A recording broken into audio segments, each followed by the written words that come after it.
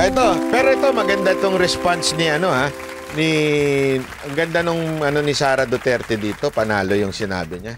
Sa hinaba-haba ng kontrobersya sa confidential funds ng Office of the Vice President at ng Department of Education, sagutin ko lang to, Bri Van de Camp. Laging may camera pag natulong si Tulfo. Alam nyo, tanggapin na ho natin yan sa Pilipinas. Okay?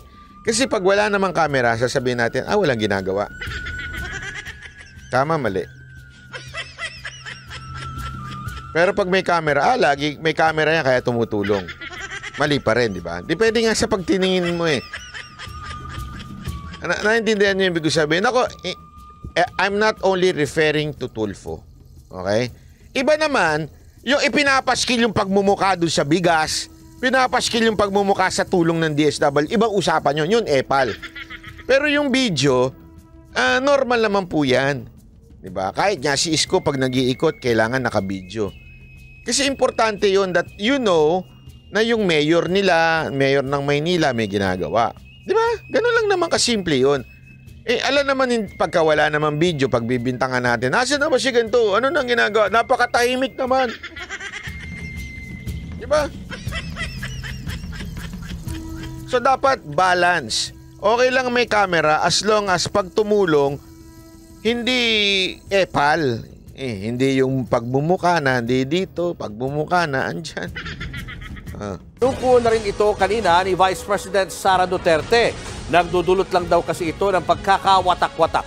Nasa frontline na balitang yan, si Mean Los Baños. Sabi naman ni Rosary Madonna, si Rapi Tulfo against sa CIF ni VP Sara.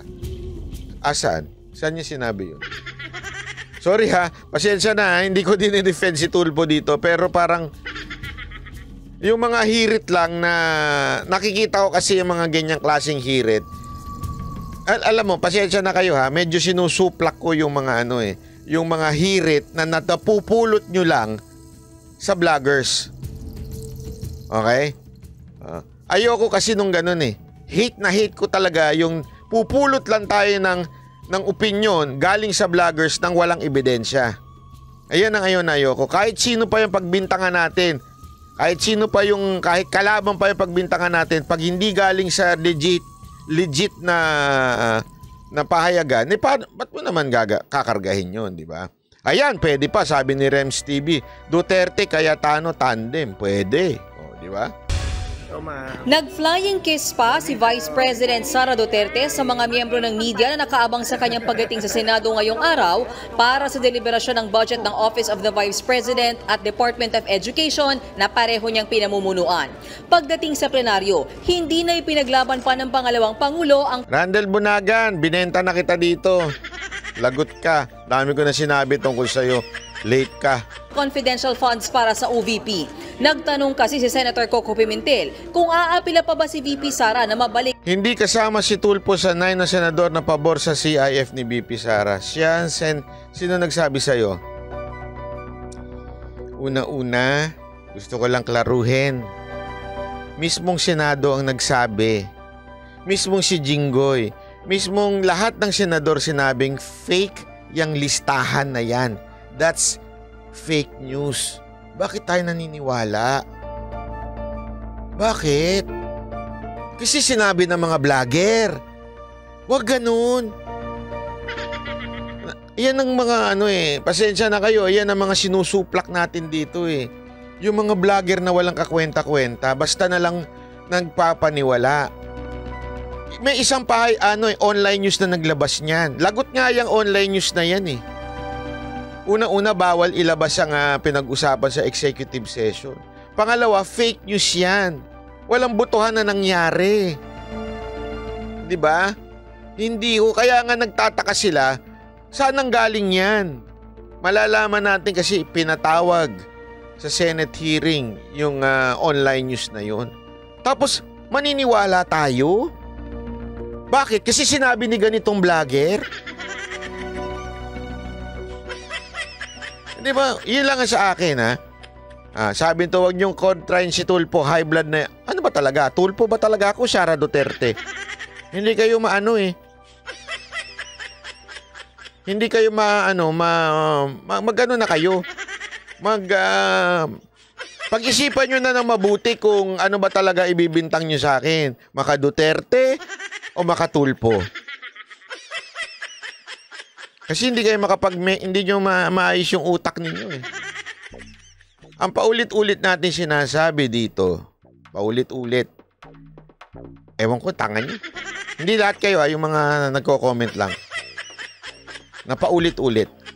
Titignan natin ang accomplishment nila. Hindi dahil sa pangalan nila. Ulit. Hindi, mga kabutas yan. Oh. Ayaw mo, may bilang na oras na mga... hindi death threat yan, ha?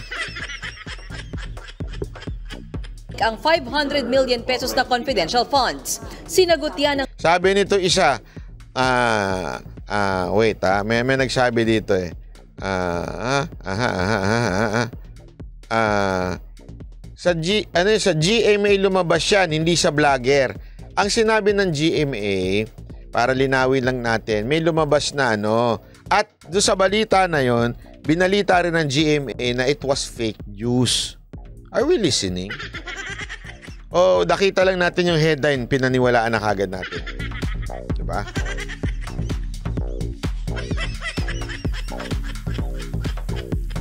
Sana panoorin talaga natin ng buo. Bise sa pamamagitan ng isang statement na binasa ni Senate Finance Committee Chairman Sonny Angara.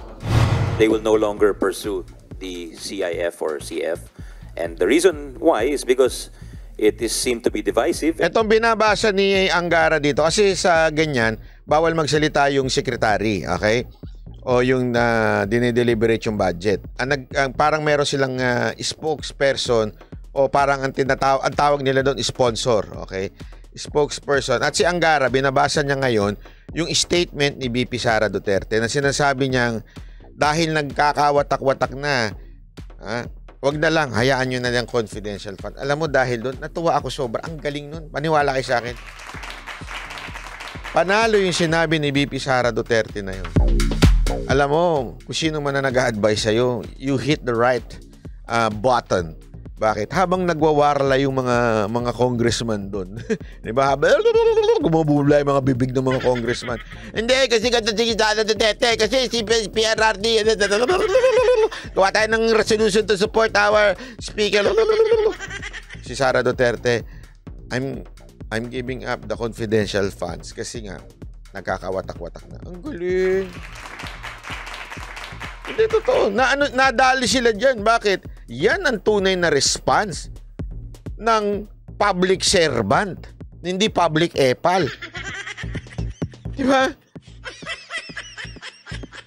Ano response ng public epal? Gawa tayo na resolution to support myself. Sambahin nyo ako, mga animal kayo. Pag di nyo ako sinamba, tanggal kayo. Yun yung public epal, di ba? Ito talagang public servant ang sagot. Huwag na natin yan. Hayaan mo na yan. Importante, magsama-sama tayo dahil malaki ang problema natin. Oo, na-reverse sila doon. Nayari sila doon. Kaya nga sabi ko sa inyo, magaling yung advisor nito ni VP Sara. Panalo eh. Diba? Response na response pa lang eh. Etong isa nagwawarla na. Yung isa natataranta na. Naglo-loyalty check na. Etong isa, okay, sige. Hayaan nyo na. Sa inyo na ho yan. Isaksak sa baga nyo.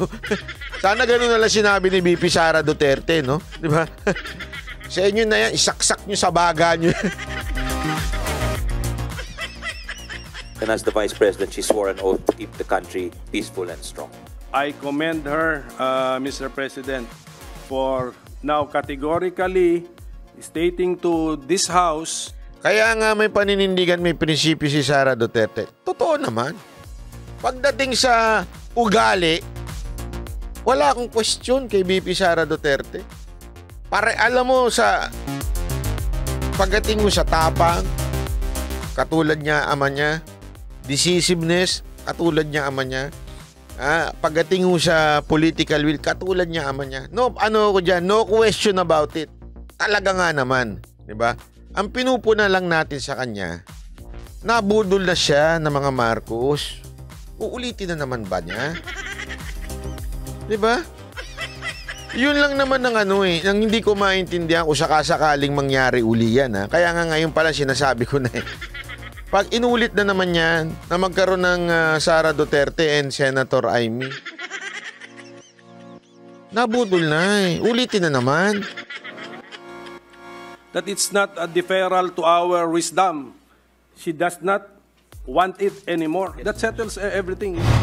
Matatandaang noong nakarang buwan lang, sinabi ni VP Sara na ang sino mang kumukontra sa confidential funds ay kumukontra sa kapayapaan at kung sino ang kumukontra sa kapayapaan ay kalaban ng bayan. Bago pa ang mismong deliberasyon ng Senado sa budget ng OVP, matatandaang sa Kamara pa lang ay tinanggal na ang halagang 500 million pesos na confidential funds ng naturang ahensya. Kung tutusin, pwede pa namang ibalik yan sa Bicameral Conference Committee. Pero hindi na raw yan mangyayari dahil sinabi raw mismo ni VP Duterte kay Senate President Zubiri na ayaw na niyang ipabalik ang naturang pondo.